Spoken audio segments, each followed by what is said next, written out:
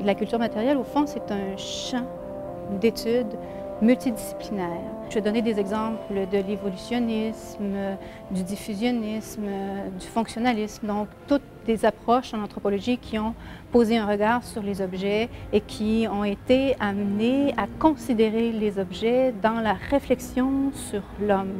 J'ai choisi de travailler à partir d'un objet qui est dans une des expositions du musée, le mur de truite, qui a été acquis dans le cadre de l'exposition Territoire. Je fais toute la démarche à partir d'une analyse formelle d'abord. Après, je veux introduire la notion d'histoire de vie, de biographie des objets. Je veux que les étudiants comprennent que pour en arriver à dire l'objet, pour en arriver à raconter son histoire, il faut nécessairement aller fouiller dans différents types de sources. Si on examine attentivement les truites, on voit que, bon, ça n'a pas tout été peint par la même personne.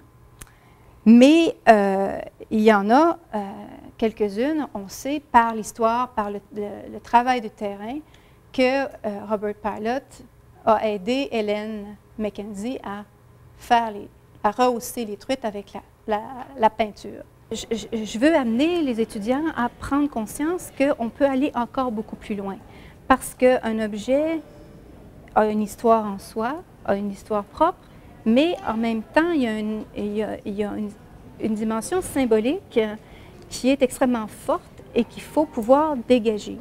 Dans le cas du mur de truite, c'est intéressant parce qu'on peut dégager l'idée de la marque sur un objet pour garder des traces, pour immortaliser les exploits. C'est un désir de pérennité, c'est un désir de durée. Alors, c'est un objet qui rentre dans la catégorie des objets qui sont fragiles à cause de la couche picturale. C'est quoi vos impressions après avoir pris connaissance un petit peu les éléments biographiques de cet objet-là? Vous le voyez en vrai. J'aimerais que vous me parliez de ce que vous ressentez, comment vous le voyez maintenant.